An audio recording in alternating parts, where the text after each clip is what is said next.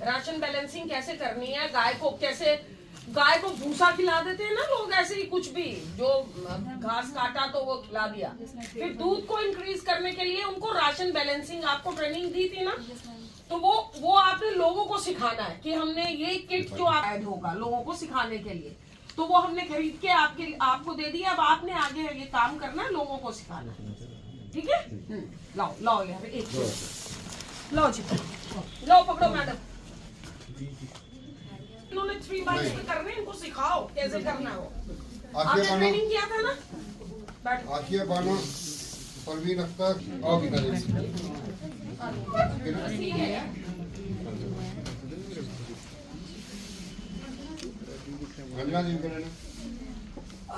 घर में गाय रखी है, पहले अपनी गाय से ही ट्रायल पे चल, ठीक है। माया देवी आ जाना, चलिए। माया देवी कौन सी वाली उम्मीद के ग्रुप के मेंबर है?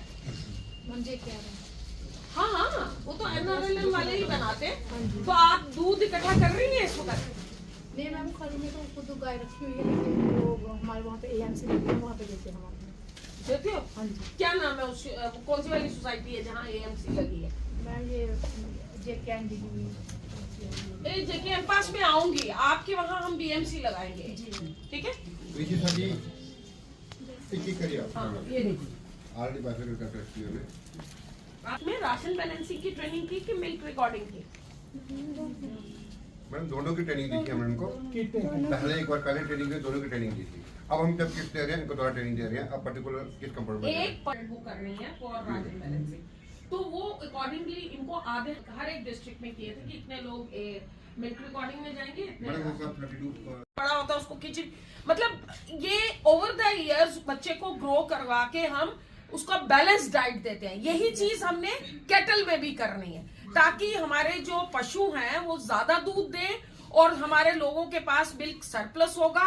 तो मिल्क सरप्लस होगा और मिल्क सरप्लस के बाद वो मिल्क प्रोसेसिंग में जाएंगे, फिर आपकी उससे आमदनी बढ़ेगी ना। इसलिए लोगों को आपने राशन बैलेंसिंग के बारे में बताना है, राशन बैलेंसिंग की क्या गाय को किस वक्त आपको क्या देना है, मतलब क्या न्यूट्रिएंट्स देने हैं ये बताना है। और फिर मिल्क रिकॉर्डिंग करनी कि क्या वो राशन बैलेंसिंग बैलेंस्ड डाइट देने से दूध की प्रोडक्शन में इंक्रीज हुआ या नहीं हुआ। तो एक ट्रेनिंग दी गई है पहले, और हम आपका रिफ्रेशर कोर्स करवाते रहेंगे। लेकिन आप लोगों का ये एक आपको रिस्पॉन्सिबिलिटी ये नहीं है किट ली और घर जाके कहीं वो स्टोर में फेंक दी, फिर बोलना जी आ गई मैडम तो लाओ आज के। आपने फील्ड में जाके लोगों को गाइड करना है कि क्या करना है इन किट्स के साथ, ताकि आपको मतलब लोगों को अवेयर होंगे लोग, तो तभी हमारा मिल्क जो है वो प्रोडक्शन जो है वो इंक्रीज हो, ठीक है। और अल्टीमेटली जो हमारा दोनों ही, चाहे आप हैं चाहे हम हैं, हमारा मकसद फार्मर को, लाइफ स्टॉक फार्मर को एम्पावर करना है ताकि आमदनी उसकी जो है वो बढ़े। शुक्रिया। हम जो आज प्रोग्राम यहाँ रखा गया था, क्या प्रोग्राम था और इसमें क्या बेनिफिशियरीज को प्रोवाइड किया? ये एक प्रोग्राम हमने रखा था, एक्चुअली हमने अपने हेल्प और पशु सखीज को ट्रेन किया है राशन बैलेंसिंग और मिल्क रिकॉर्डिंग करने के लिए। उसके सिलसिले में डिपार्टमेंट इनको हमारा जो अंडर HADP प्रोग्राम एक चल रहा है, हॉलिस्टिक एग्रीकल्चर डेवलपमेंट प्रोग्राम, उसमें उनको किट्स हमने प्रोवाइड करनी थी ताकि वो लोगों को उन किट्स के हेल्प से वो लोगों के पशुओं का मिल्क रिकॉर्डिंग करें और उनको राशन बैलेंसिंग के बारे में बताएं। तो उन्हीं किट्स की डिस्ट्रीब्यूशन के लिए मैं आज यहाँ आई थी, तो मैंने आज अपनी पशु सखी से और हेल्प से मिल के उनको ये किट्स की डिस्ट्रीब्यूशन। मैम जिस तरह से बात की आपने मिल्क प्रोडक्शन को लेकर, तो मिल्क प्रोडक्शन में डिस्ट्रिक्ट कठुआ या जम्मू प्रोविंस को सरप्लस करने के लिए किस तरह से डिपार्टमेंट जॉब कर रहा है? देखिए अब तो हमारा पूरा मकसद यही है सरकार का कि हम ऑलरेडी मिल्क सरप्लस तो हैं, लेकिन अब हम मिल्क प्रोसेसिंग में एंटर करें।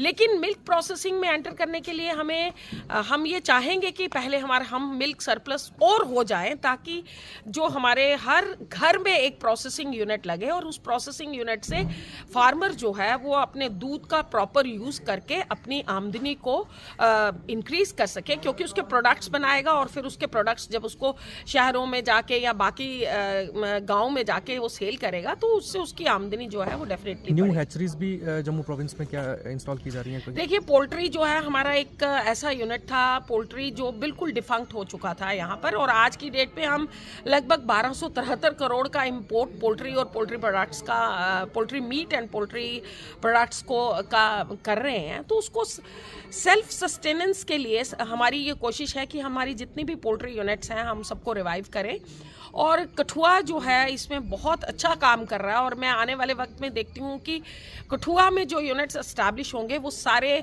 जम्मू प्रोविंस को जो है वो कैटर करेंगे। मैम, IDDS को लेकर बात करें तो इस बार इंडक्शन जो है वो लास्ट ईयर के मुकाबले काफ़ी कम देखने को मिल रही है, उसका क्या रीज़न है और इसको कैसे आगे बढ़ाएं? देखिए, इंडक्शन इस बार तो एक तो हमने बड़ी स्ट्रिंजेंट कंडीशन था कि कुछ प्रॉपरली इंडक्शंस नहीं होती थी एक्चुअली। तो अब हमने एक प्रोसीजर अडॉप्ट किया है जिसमें कि हम इंश्योर कर रहे हैं कि जो बाहर से एनिमल आए वो एक क्वालिटी प्रोडक्ट एनिमल हमारी यूटी में एंटर हो, और जिससे हमारा मिल्क जो है वो सरप्लस, हम मिल्क सरप्लस की तरफ बढ़े।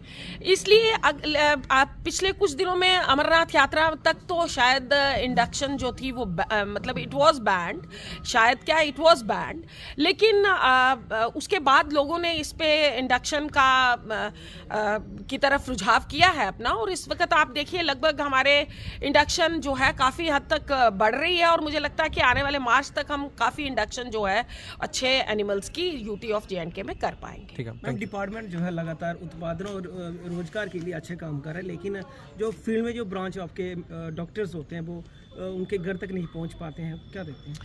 देखिए, डॉक्टर्स मैं जब से यहाँ हूँ ना, मैं इंश्योर कर रही हूँ कि हमारे डॉक्टर्स जो हैं लाइफ स्टॉक फार्मर तक पहुँचे, और इन डॉक्टर्स को फैसिलिटेट करने के लिए हमने एक मोबाइल वेटरनरी यूनिट की फैसिलिटीज़ जो हैं वो एक्सटेंड की है। इसके आपने देखा होगा हमारा पट्टी में कठुआ में हमने एक मोबाइल वेटरनरी यूनिट दे के रखा है। उसमें हम इंश्योर करते हैं कि फार्मर की, क्योंकि हर फार्मर अस्पताल नहीं जा सकता और हर डॉक्टर जो है हर लाइफ स्टॉक फार्मर के पास पहुंच नहीं सकता, इसलिए हमारी महकमे की तरफ से एक ये शुरुआत है कि हम हर गांव में एक मैत्रीज को ट्रेन करें, हेल्प को ट्रेन करें, पशु सखीज को ट्रेन करें, ताकि जो हमारा लाइफ स्टॉक फार्मर है वो उसको जिस सहूलियत की ज़रूरत हो वो हमारा महकमा तो उसको असिस्ट करेगा ही, बट उसको लोकल लोग जो एरिया के लोग हैं जिनको हम ट्रेन कर रहे हैं, और वो भी उनको टाइम टू टाइम पे हेल्प दे सकें। आप देखिए आज की जो ट्रेनिंग, आज जो मैंने किट्स डिस्ट्रीब्यूशन की, ये उसी कड़ी का एक लिंक है। आप देखिए इसमें हमने पशु सखीज को ट्रेन किया, हेल्प को ट्रेन किया, और फिर उनको किट्स दी ताकि वो लोगों को जो लाइफ स्टॉक फार्मर है उसको टाइम पे, या कई बार ऐसा होता है जब उसकी रिक्वायरमेंट एक पर्टिकुलर टाइम पे होती है तो हमारे डॉक्टर्स वहाँ नहीं पहुँच पाते हैं, तो उस चीज़ को फैसिलिटेट करने के लिए हम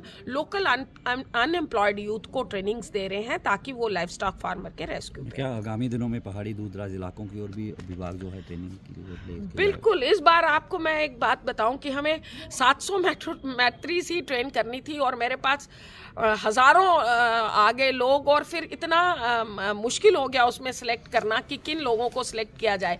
तो हम ये कोशिश कर रहे हैं कि अभी आप किश्तवाड़ डिस्ट्रिक्ट, डोडा डिस्ट्रिक्ट, और अब मैं ट्यूसडे को रामबन में फिर जा रही हूँ, लेकिन आप देखिए कि हमारी एक कोशिश है कि हम हर उस एरिया में जो इनएसेसिबल एरिया है उसमें पहुंचे, ताकि एक्चुअल जो हमारी स्कीम्स की ज़रूरत है वो उन फार्मर्स को ज़रूरत है जहां पर ऑक्यूपेशन, अदर ऑक्यूपेशंस इतने नहीं हैं, तो फार्मर जो है वो ज़्यादा लाइफ स्टॉक और एग्रीकल्चर पे ही डिपेंडेंट है, तो वहां पर हमारा एक पहुंचने का प्रयास है।